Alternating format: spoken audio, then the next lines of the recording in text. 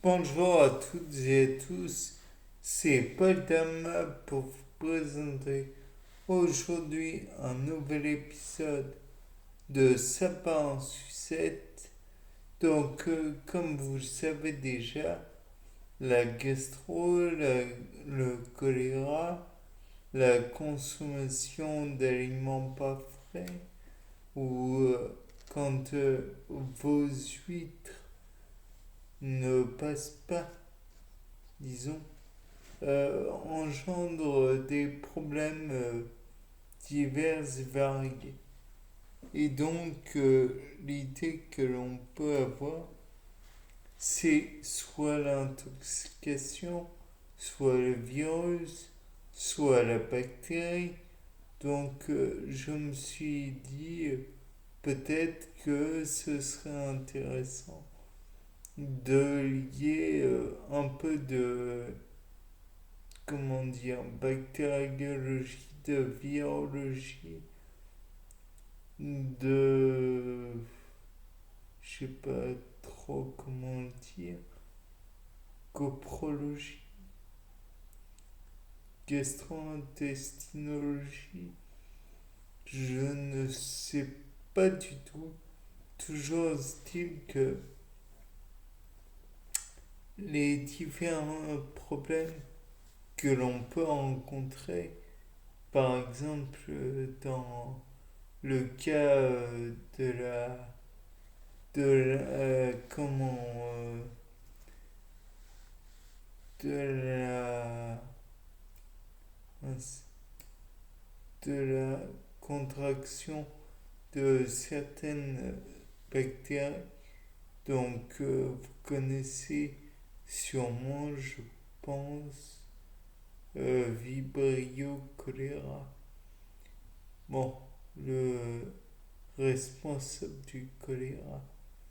En règle générale, dans l'échelle de Bristol, on la classerait dans le type 7, à savoir pâte solide, entièrement liquide, puisque, comme vous le savez, encore que le type 6 soit un petit peu adéquat, en lambeaux, celle détrempée, enfin, surtout, on notera que les sels dans le cas de la contraction de Vibrio choléra sont à queue.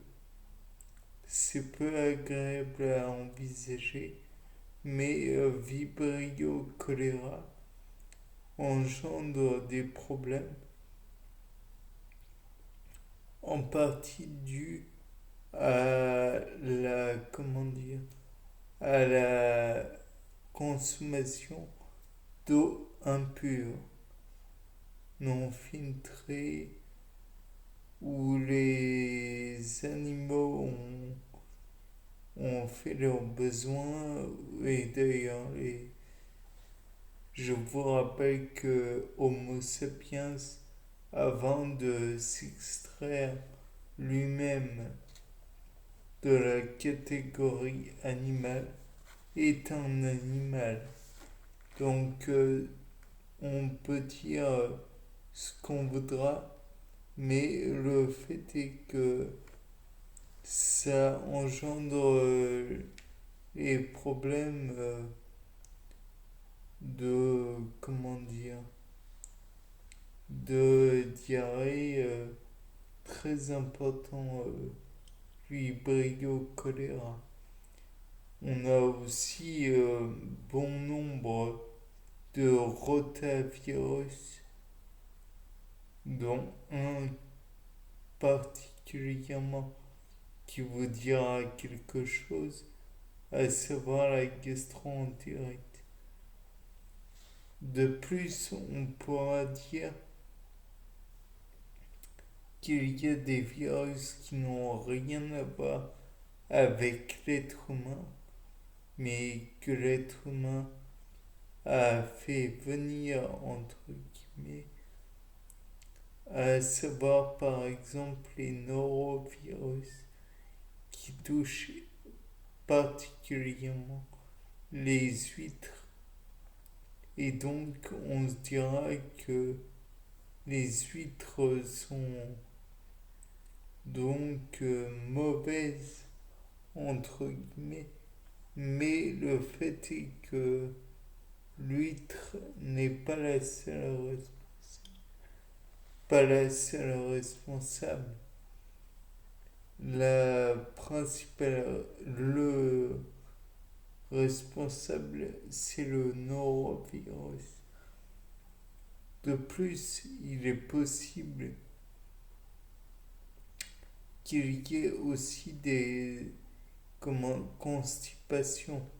Cela dû à des bactéries ou des virus qui bloquent le péristatisme, par exemple, de l'intestin et donc de la, comment dire, de la, l'expulsion des selles.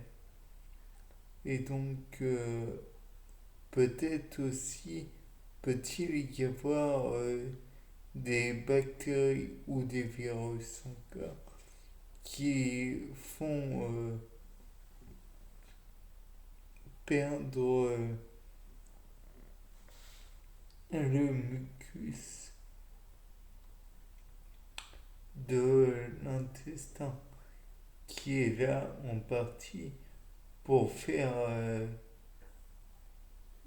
passer pour aider les selles à être expulsées et à les laisser comme des éléments plus ou moins liquides bien sûr. Il ne faudrait pas être déshydraté, mais il est possible aussi que si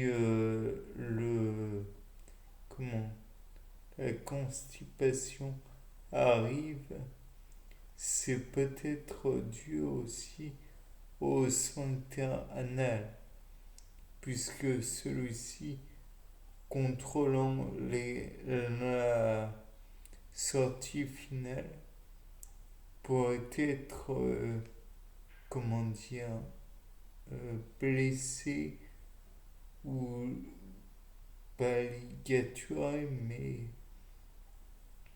contracté et donc ne pourrait pas permettre la vidange de l'ampoule rectale, ce qui engendrerait